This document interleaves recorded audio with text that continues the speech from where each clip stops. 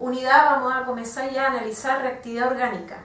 ¿Qué significa reactividad orgánica? Significa que son las sustancias del rompimiento de lo que son los reactivos para formar los productos, que en este caso vamos a analizar paso a paso lo que ocurre con algunas reacciones, pero orgánicas ahora. Así como existen reacciones inorgánicas, también dentro de la gama orgánica existen reacciones donde tenemos que ver qué ruptura se produce, qué intermedios hay y cuáles son los productos finales. En toda reacción química, en este caso de orgánica, tenemos un sustrato. ¿Cuál es el sustrato? Es aquel compuesto orgánico que tiene la función que va a ser atacada. Tenemos un reactivo, y ese reactivo puede ser un compuesto orgánico o inorgánico, que es la especie que va a atacar la función del sustrato. A la vez tenemos un intermedio, y vamos a ver que existen tres tipos de intermedio dependiendo de la ruptura de enlace que tiene, que tendríamos el rompimiento de enlace hemolítico o heterolítico, donde esto va a generar un intermedio, y finalmente tenemos el producto final a partir de estas sustancias. El rompimiento del enlace puede ser homolítico o heterolítico. ¿Cuál es el rompimiento homolítico? El rompimiento homolítico es una reacción apolar. ¿Por qué? Porque el rompimiento homolítico genera radicales libres. ¿Qué significa un radical libre? Que son especies neutras, donde este reactivo, al romperse, cada una de sus especies lleva su electrón. Por lo tanto, nunca va a formar un ion o un átomo, en este caso un grupo de átomos cargados eléctricamente. ¿Y qué es lo que va a producir? Electrones desapareados. Y este tipo de reacciones por ruptura homolítica tiene que ser en presencia de un catalizador, como es la luz ultravioleta o el calor. Aquí tenemos dos ejemplos para analizar esta ruptura. Tenemos al hidrógeno, el H2. Sabemos que su enlace está entre medio de los dos átomos. Y en presencia de este catalizador, que puede ser la luz o calor, se van a separar los átomos de hidrógeno, pero cada uno de ellos va a llevar su electrón sin generar, en este caso, ninguna atracción, ningún ion específicamente, por eso es neutro. Acá tenemos otro ejemplo donde la ruptura a través de la luz y calor va a generar dos especies que están separadas, pero cada una de ellas lleva su electrón, que por configuración electrónica es el dueño de cada uno de ellos. Lo que tienen que tener claro que aquí no se forman especies iónicas, sino solamente especies neutras y con un electrón desapareado. Aquí tenemos un ejemplo donde tengo dos radicales libres. Estos radicales libres son muy inestables, como tienen un electrón desapareado, y lo ideal de todo compuesto es su estabilidad, es decir, formar dueto o octeto, dependiendo de la especie que estamos analizando. Como tienen su electrón desapareado cada uno de ellos rápidamente comienzan a buscar cómo aparear ese electrón y formar la estabilidad, el octeto. Entonces aquí tengo dos radicales libres. Como ustedes se dan cuenta que son radicales libres, porque cada especie tiene un electrón desapareado. Se unen los dos rápidamente, y aquí tenemos la unión entre los dos, formando un enlace, cada uno aportando un electrón para formar este enlace.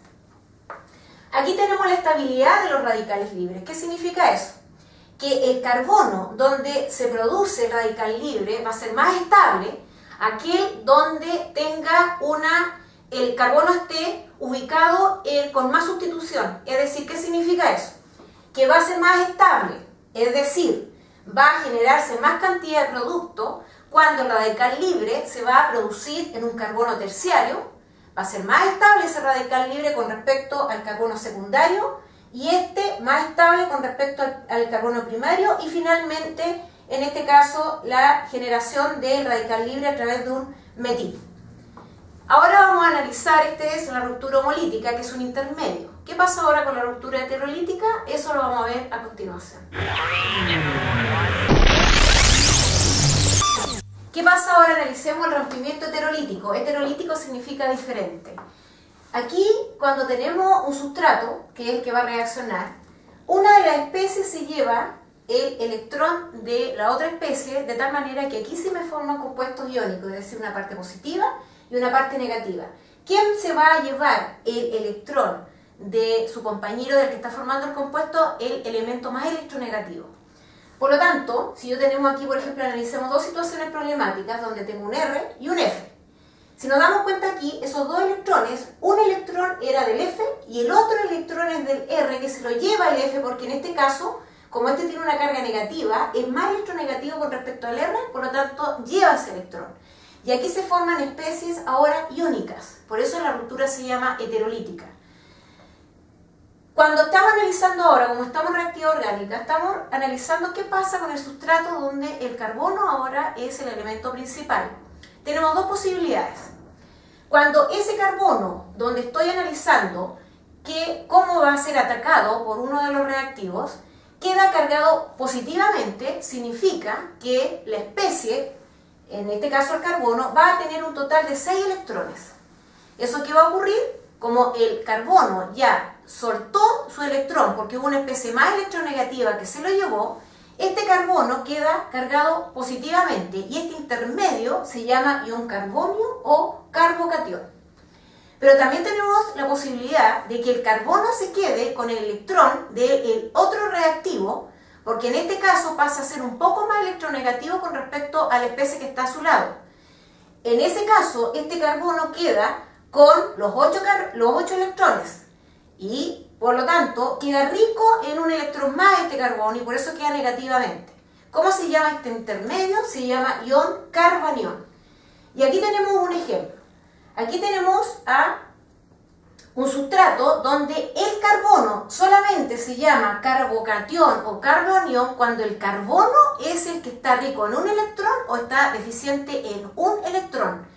Por lo tanto, aquí tenemos que ese carbono está deficiente en un electrón, lo perdió. Intermedio de la reacción se llama carbocatión. ¿Y quién va a estar unido a él? Una especie rica en el electrón. De tal manera que aquí tenemos, por ejemplo, el OH, donde tiene un electrón más con respecto a su estructura y se va a unir a este carbocatión. ¿Y qué vamos a obtener aquí? Una estructura que más adelante vamos a ver con detalle, que es un alcohol. Pero también podemos tener la especie que el carbono ahora quede negativamente. ¿Qué significa eso? Que él tomó el electrón de la otra especie con la que está reaccionando y este carbono es el que quedó negativo. Por lo tanto, este intermedio es el carbonión.